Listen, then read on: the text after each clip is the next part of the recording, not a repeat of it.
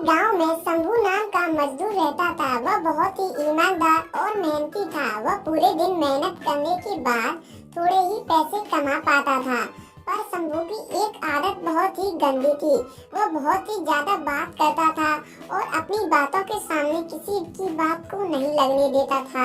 इसकी वजह से गांव वाले उससे बहुत ही परेशान रहते थे। एक दिन शंभू पेड़ के नीचे बैठा था, तभी वहाँ पर सेठ हरीलाल आ जाते हैं। हरीलाल कहते हैं कि मैं तुम्हारे लिए काम लेकर आया हूँ। तभी शंभू कहता है कि काम तुम मुझसे लेके जाओ। वह हमेशा उल्टी ही बात करता था। तभी सेठ कहता है कि तुम उल्टी बात क्यों करते हो, तभी तो तुम्हें कोई काम नहीं देता। मेरे पास एक काम है, करोगे तो बताओ। तभी शंभू कहता है कि ठीक है, बताओ क्या काम है। तभी सेठ कहता है कि मेरे खेत में तुमको हर चलाकर खुदाई करनी होगी। तभी शंभू कहता है कि तुम मजदूरी के मुझे कितने पैसे दोगे। तभी हरिपाल सेठ कहता है कि तुम अगर अच्छी मजदूरी करोगे तो मैं तुम्हें अच्छे पैसे दूंगा। तभी शंभू कहता है कि ठीक है, मैं कल तुम्हारे खेत पर काम करना शुरू कर दूंगा। दूसरे दिन शंभू हरिलाल के खेत पर काम करना शुरू कर देता है। वह बहुत देर तक खुदाई करता है। दोपहर भी हो जाती है। कुछ समय बाद खुदाई करते करते शंभू को एक बहुत बड़ा बेगचा मिलता है। उस बेगचे को देखकर शंभू कहता है कि मिला तो मुझे ये मिला, इससे मुझे क्या फायदा हुआ।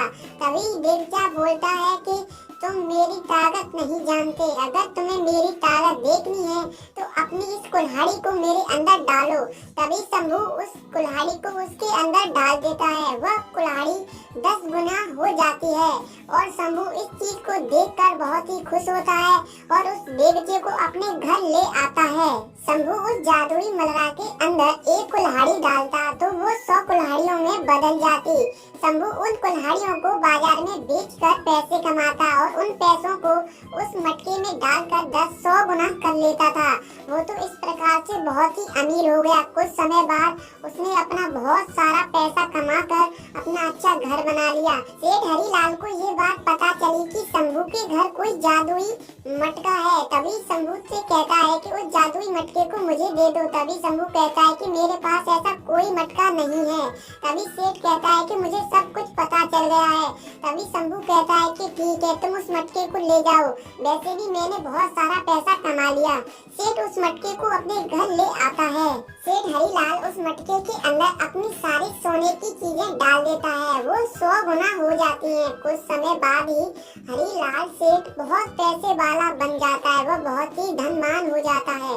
उसकी बराबर इस दुनिया में कोई पैसे वाला ना था। कुछ समय बाद उस राज्य के राजा को पता चलता है कि सेठ के घर कोई जादुई मटका है।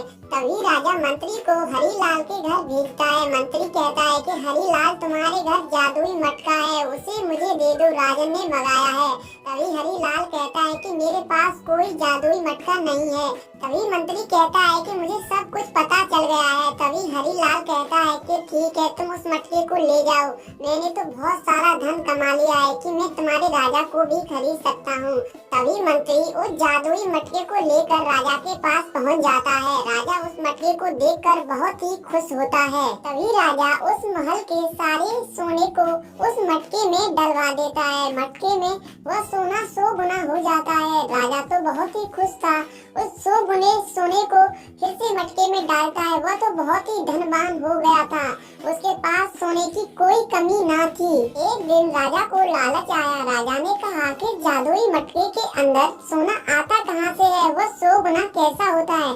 तभी राजा उसके अंदर झांकने लगा था। तभी राजा जैसे 100 राजा बन गए थे। वह आपस में लड़ने लगे और आपस में सभी लोग लड़कर मर गए। तभी तो कहते हैं कि लालच बहुत बुरी बला है।